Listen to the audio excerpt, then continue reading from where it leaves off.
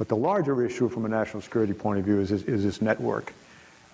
This network that runs up through my part of the world, through Mexico and into the United States, is very, very decentralized on the one hand, but very, very efficient. And anything can ride on the network. We have a lot of West Africans of the Homeland Security folks doing their work on our southwest border. Of the number of people they capture, a very large percentage of them are West Africans. But there were 5 or 6 black guys that were there at the border waiting in line to pass into Nicaragua and then on the way north. And the embassy person walked over and just asked who they were. And they said, well, we're from Liberia, been on the road about a week, and we're on the way to New York City, illegally. So they're on the network. They had flown into, I think, Trinidad, and then met up with the traffickers, and now they're on the way in.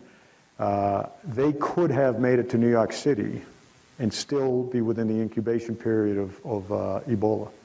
So I go back to this issue, and I've highlighted this issue in Washington, that if there's an outbreak in the Caribbean, particularly, or in Central America, it will make the 68,000 unaccompanied children, I think, look like a small problem.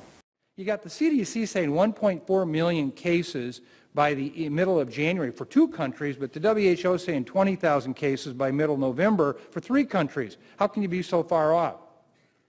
Well, this is another one of those areas where hubris, and I say hubris not in an unkind way, could get us in trouble.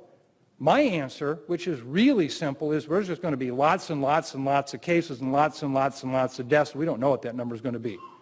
And we just have to accept that fact. So nobody's right or wrong here. I mean, we don't know. The precision around these estimates are, in fact, big enough to drive an entire convoy through. Is this the new Black Plague?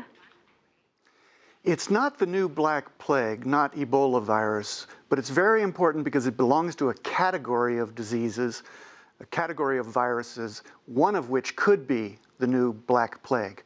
There's a group of viruses that live in animals and spill over into humans, and some of them cause not only terrible disease, terrible suffering, the way Ebola virus does, but also are highly transmissible and can leap from one person to another and could travel around the world. Probably not Ebola this time, but the next one could be even more serious. We're finding biohazardous materials. We're finding medical stuff, needles along the border. The eugenicist propaganda of overpopulation has collided head-on into the looming Ebola crisis.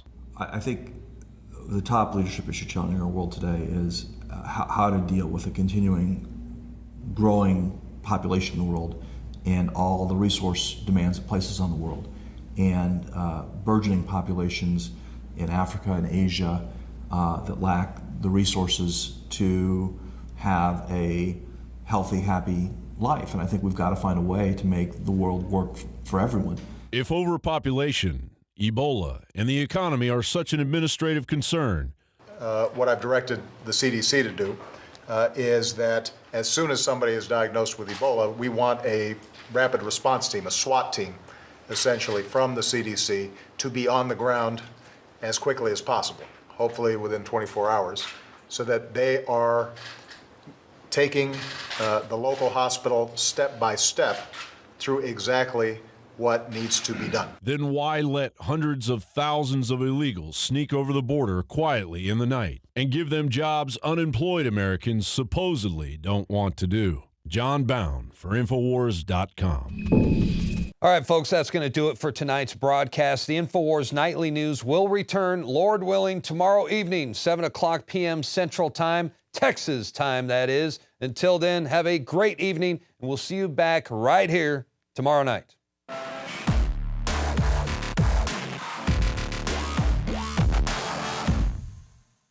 City of Austin tap water versus filtered City of Austin tap water. I can taste dirt in it. God knows what's in this. This has an aftertaste. Tastes like Austin water? Yeah, it does. Ugh. These people just sampled City of Austin tap water straight from the faucet. Next, we had them try a sample of tap water filtered through the ProPure G2.0 filtration system. High quality H2O. That one is better. Tastes like nothing. Yep, I know what good water tastes like. It's good water. Most tap water contains added substances like fluoride, chlorine, Monsanto's deadly pesticide, glyphosate, and many others. Studies prove that these substances are linked to an assortment of major health issues, including tooth decay, lowered IQ, and even cancer. It tastes like you're drinking out of the lake when you're drinking tap water. Yeah, it has that processed flavor to it. The ProPure G2.0 filtration system removes these deadly substances and many more, leaving only fresh-tasting, deliciously clean water. Okay, this is very tasty. It's good water. Refreshing. It's good. Go to InfoWarsStore.com today. Use promo code WATER and save 10% off your ProPure purchase. Again, that's InfoWarsStore.com or call 1-888-253-3139.